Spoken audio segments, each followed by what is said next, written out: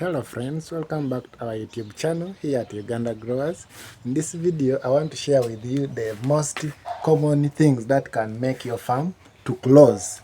And if you're a broiler farmer, a layers farmer, local farmers, please just stick around, watch this video up to the end. You never know, one factor which was going to make your farm to close is going to be sorted in this video. So just stick around, watch this video up to the very end.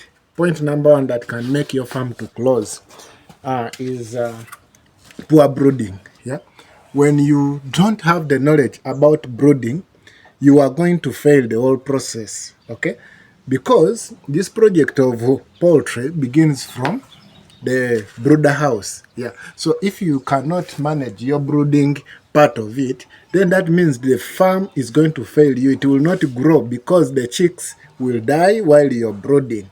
There are things that we learn in brooding, and if you are not informed about them, they are going to make your farm to fail in the way that when the birds die, that means you're all losing the project. Take an example. There are people who do brooding and they don't know even which temperature is needed in a certain on a certain day when the chicks arrive. For example, on day 1 and day 2 and day 3, you are meant to have a degree of 33 to 34 degrees. Okay? There the birds will perform so well when you are brooding your birds. And when you learn that art of brooding your birds perfectly, then you are going to be a master of this whole thing. But if you don't know how to brood your chicks, then the whole project is going to fail. The birds will die, and then you will keep on complaining. The one who supplied you chicks has given you wrong chicks. Yet the problem is that you didn't know what you are going to do. That's where Uganda Grower comes in. We are available to give you those tips on how to brood your chicks so that you may not close your farm. Point number 2 that makes people to always close their farms is this disease outbreak. Yeah, sometimes people enter in this process or this project when they don't know even how to identify a sick bird. For example, Gumboro, when it's attacking you, you don't know the signs. Coccidiosis, when it's attacking you, you don't know the signs. Newcastle, you don't know the signs. Okay? So, if you are a wise person, there are things that you do so that you may not have an outbreak at your farm. Point number 1 that you do, you have to vaccinate, carry out vaccination at your farm. Newcastle IB, carry out Gumboro vaccines, and even if you are going to delay with the birds, give them even the fall typhoid, because all those things are infections which can attack your birds. I'm talking about broilers which are kept for a short time. But if you're doing layers, you are meant to do all the vaccinations so that you curb the what? You curb the outbreak of the sickness. Then the other thing which makes the outbreak to be so severe is poor biosecurity. For example, if you allow people to enter your farm, they just come when they are free. Let's go to Uganda Growers farm, then we chill there. That is very dangerous. Avoid it. Have restrictions at your farm. Talk to your helpers. Give them the guidelines, the rules that they are meant to follow. If you are going to just leave your farm to be open to any intruder, they are going to fail your project. So, if you are wise, make sure that you put there the rules which are strict. For example, broiler farmers, why should people come in the first 1 week? They are going to bring for you an infection. So what you do, you are meant to allow people to come during the market time, because you know that maybe people are coming to buy the birds. Yeah. So if you're outside there and you have been just so reckless on these points of biosecurity, vaccinating, you are going to close your farm, which is not a good thing. So don't allow to close your farm, yet you can prevent all this outbreak at the farm. I have a friend who just visited me this morning. Okay? Yeah, it is a brand new morning. As you can see, the sun is bright.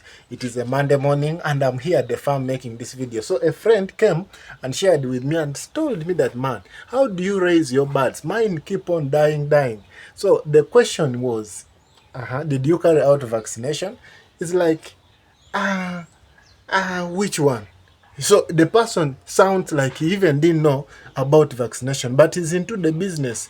Then I asked him, how did you carry out the brooding part? He's telling me he brooded the birds in the house and even is raising the birds in the house. That is very bad. A chicken house should be well aerated like ours, which you're seeing in the background. The aeration should be very well so that the birds may enjoy the stay of that place. So people to just don't allow to just build a structure which is poorly ventilated. That one you're going to be having a lot of issues. Then the other point that makes your farm to close is about poor management. Now, poor management is a general thing, okay? How you raise the chicks from day one, how you manage them in the middle, week 1, week 2, week 3, up to when you sell. That is the whole other lesson, or it's another whole topic that if I start to talk, I can record even for about 30 minutes. But I'll give you the major management things that a poultry farmer should always ensure. One is litter management. Make sure that you have dry litter. The litter should never have you never allow the litter to be mixed with water, okay? When the helpers are taking in the drinkers, let them be so keen and careful, because once water drops in the litter, it's going to attract coccidiosis, okay? So keep your litter to be very dry so that you protect your birds from the outbreak of these infections, okay? And if you are outside there and you have not been taking conscious of this, then maybe reconsider it, because it can be a factor that will close your farm, okay? Litter management is number one. Then number two is let them always wash daily. The drinkers and feeders, they must be washed daily. Mostly the drinkers, not the feeders, because drinkers, they can have a coating that results into E. coli. Okay, E. coli, it's that green coating that can come, and then when you continue feeding your birds with that drinkers, they are going to get that E. coli infection. And when E. coli comes, sometimes it can finish the whole flock. So don't be a victim. Make sure that you are conscious. Let them wash their drinkers daily. In doing that, you will never close your farm, because everything will be moving. Even you will never hear about any infection at your farm. So if you're outside there and you're wondering who is this is Henry, a passionate poultry farmer here at Uganda Growers, sharing with you all these points that can guide you so that you may not close your farm. Okay, so lastly is marketing. Okay, the last point that can make your farm to close is marketing. So many people enter into broiler farming when they don't know even how to market their birds. They just want to sit in their houses of their farms and they keep looking at the birds, which is not a bad thing. It's okay to sit at your farm, enjoy your farm, but be conscious, be moving, tell people about your project, tell them that the birds are about. Okay, move out, go in trading centers, go in markets, go in visit hotels, rosters, tell them about what you're doing. Some people fear to tell people about what they are doing, but that is dangerous in poultry farming, especially the broilers, because the broilers, once they hit the 6th week and you are not having the market, they are going to start feeding on your profits. So make sure that you master the market, and once you get the person who is your customer, make sure that you have consistency in the supply. For example, if you have 500 broilers, divide them, bring 250 this week, after 2 weeks bring the other one, so that you have that consistency when you are supplying to your customers, and they will trust you. They know that every time I call Uganda Growers, we are going to be served with our birds. Okay, so don't just be there. After you serve this month, after another 1 month is when you are having a stock. That is dangerous. Or another option, if you can't do that, network with other broiler farmers in your community, in your area code. Coordinate with them such that when your flock is over, help them. Let them bring at your farm and you help them sell off the birds.